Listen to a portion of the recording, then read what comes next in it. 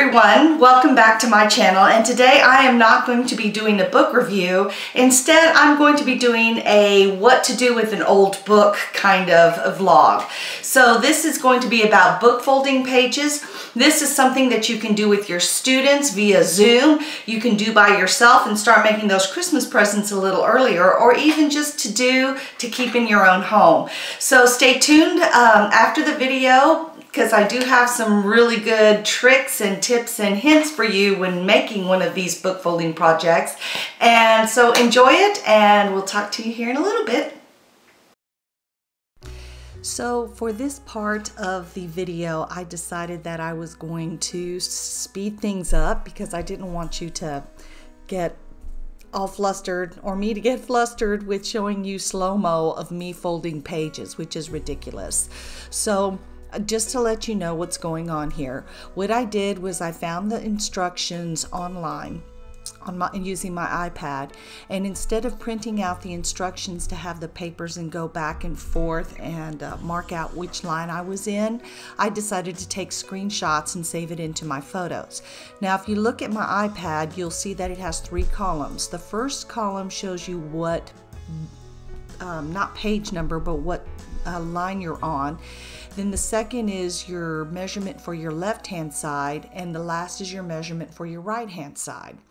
And I don't know if you saw at the very beginning of this, but I did mark, I was on marker 60, so I put a 60 and I put a circle around it so that I could reference it. And I did this for every 10 pages that I folded. I put the 60, 70, 80, 90, and so on and so forth.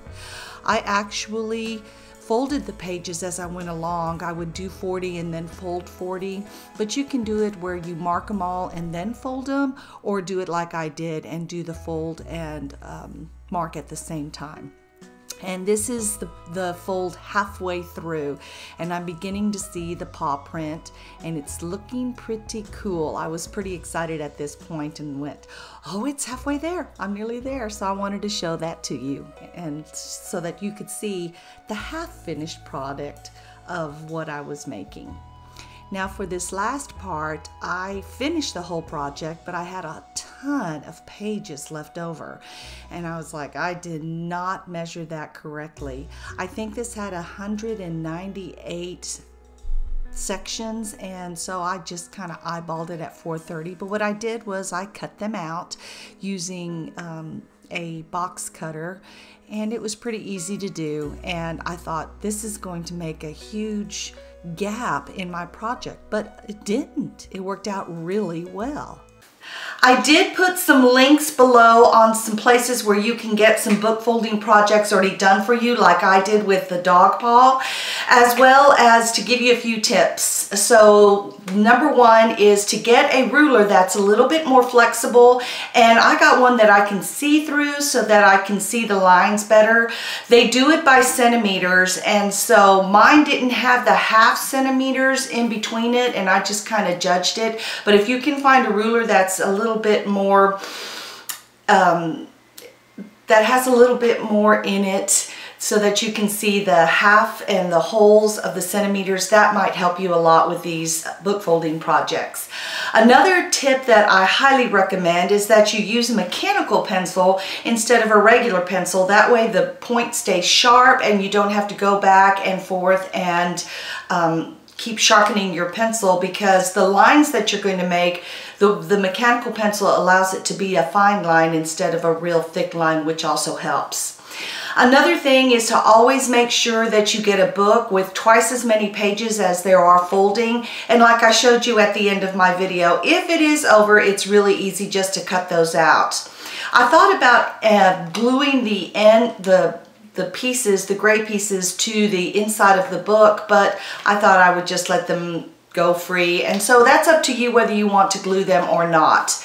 Another thing that I had seen on another video was that they put a rubber band around their project after they were finished, and they used a bone folder. Librarians, you know what I'm talking about. I did not have a bone folder, so I just used my fingernail and just really pressed down on those creases, so make sure you do that.